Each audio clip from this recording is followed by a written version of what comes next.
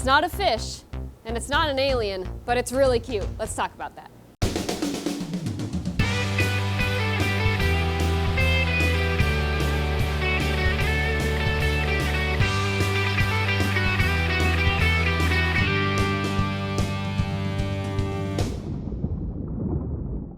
Welcome to another episode of OSA Aquatics TV with me, Salty Alley, here at our Wakefield store. And today we're talking about something really popular that's just kind of really exploded over the last year or so. And we have some available, so we're going to talk about that. But first, I'm going to make you guys wait, and I'm going to show you an update on the baby discus. So last week I showed you guys the little baby discus we have, and so far they are doing fantastic. They're about 10 days old now, and they're growing so fast. They've probably quadrupled in size since I showed you guys last time, and they are just so cute. We are really excited. We haven't lost a single one. They've been doing amazing. I've been slowly trying to get them onto baby brine shrimp, and they are starting to pick at it finally. In about 4 or 5 days, the parents are gonna go back to their home in the show tank, and we're gonna get these babies on just strictly frozen food, and hopefully within, we'll say, 2 months, they'll be ready to go. So I'm really excited about that.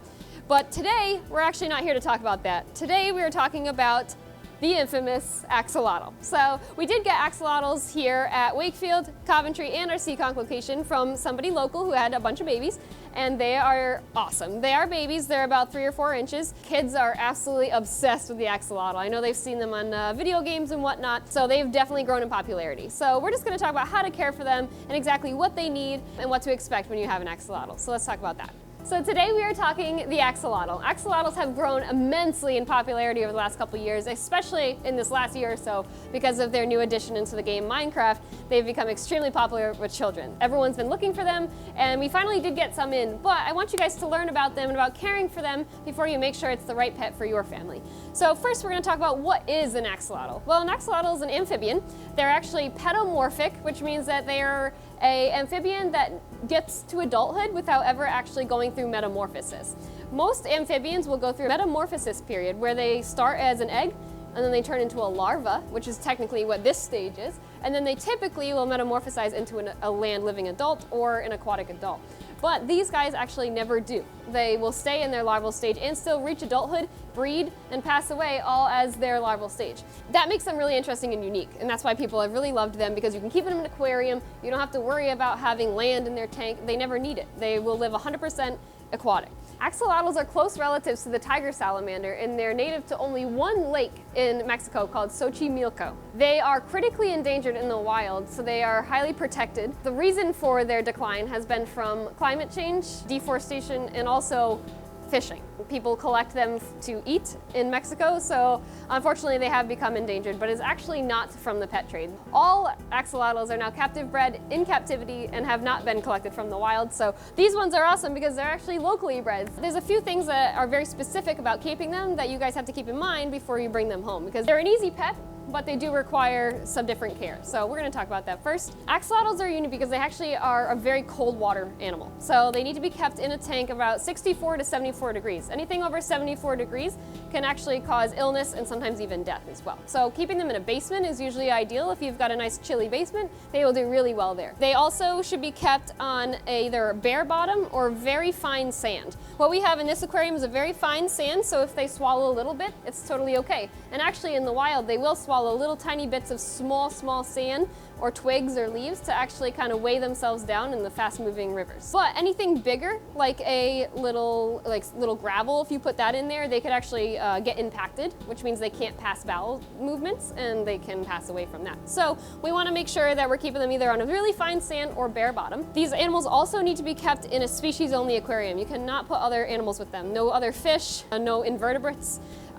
Small fish will definitely become a food for the axolotl, and fish can nip at their gills because their gills kind of look like worms, especially because they move them around like this, and that's very tempting to a fish to try and eat. And even though axolotls can regenerate body parts, it's definitely damaging to them and could possibly harm them if they have their gills removed, then they can't breathe. Also too, they can become territorial as adults. So sometimes keeping them together as adults can be also a problem as well. So you want to make sure you're very careful about housing them together. As babies, they usually do pretty well, but they can still nip at each other because they have very, very poor eyesight. And anything that moves could be food for them. So they'll sometimes go for each other's arms or gills or tail. So you want to make sure they have plenty of space and they're well fed so that they don't nip at each other as well. For tank requirements, I always recommend at least a 20-gallon long aquarium for a young little guy like this, but as they reach adulthood, they can reach up to 12 inches in length. So they need at least a 40-gallon breeder aquarium that has lots of floor space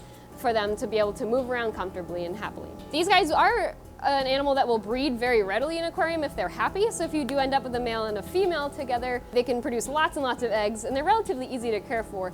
But you have to be prepared for that, and it's not something I would just recommend to the beginner because you can very quickly become overwhelmed with babies because this batch actually, the people who brought them in ended up having 70 of them, and they were definitely not expecting that, and it was a lot to care for. So just make sure, you know, if this is your first time and first experience with axolotls, only get one and just kind of focus on the one and have fun with it. They're really, really cool. One thing I will say, I'll warn parents especially, they're kind of a boring pet. Okay, that's just being honest. I love them, they're very cute, but they're boring, to a kid especially. And I always like to warn people because kids really love them, they're really cute, and they want to bring them home, but typically a week, 2 weeks goes by and it's no longer a fun pet anymore. It just kind of sits there, and that's about it. So just keep this in mind. If you have a young child that may very quickly get bored with the pet, you may want to rethink and maybe possibly just do something like a fish tank or something that's got a little bit more, you know, activity that they may not get bored with as quickly. But if your child is really into it and they really want one and they've researched and it's something that they definitely want to put the time into, then these guys would make a great pet for them. Make sure that you keep these in mind. Cold water, species only, and a relatively larger aquarium because they do get big. You know, like I said, 10 to 12 inches full grown. So a couple things I want to go over too as well as feeding them. So they're relatively easy to feed. They have really bad eyesight. So in the wild, they live in like dark, you know, waters, pretty low, you know, that's why they like cold water. They're a deeper water animal. They don't rely really on sight. They rely strictly on movement, like they can see shadow and smell. They have a very good sense of smell.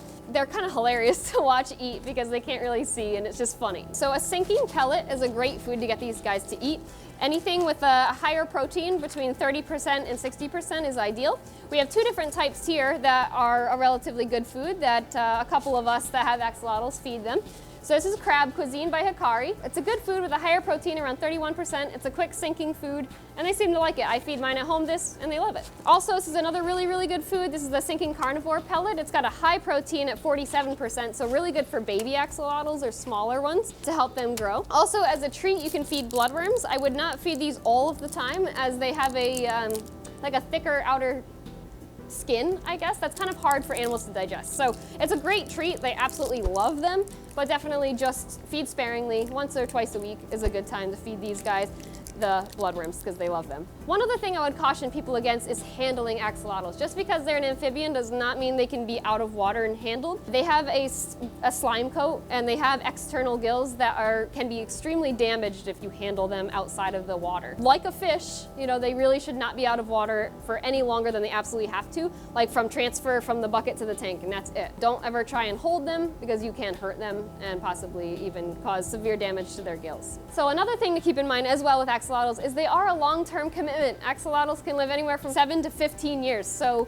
with proper care and a proper environment, they can live a really long time. So just make sure that if you're buying this for your child, that maybe you'll have to make sure you can take care of it when they go to college because it will probably still be around. So just keep that in mind. Axolotls should definitely get water changes often. They are a little bit messy. They produce quite a bit of waste, at least weekly at the minimum. Sometimes even bi-weekly is best. You want to make sure you're removing any of the waste that they produce because it can cause ammonia and high nitrate levels, which is definitely toxic for them. So make sure that you're keeping up on water changes regularly with nice cold water. So axolotls are relatively simple pets and they are really, really cute and really awesome. So definitely do your research. Make sure that you come on in and talk to one of us and ask us lots of questions. We're always happy to help, and come check them out because they're just super cute if you even just want to look at them. Have a great day, guys, and you know what to do. Keep it fresh, baby.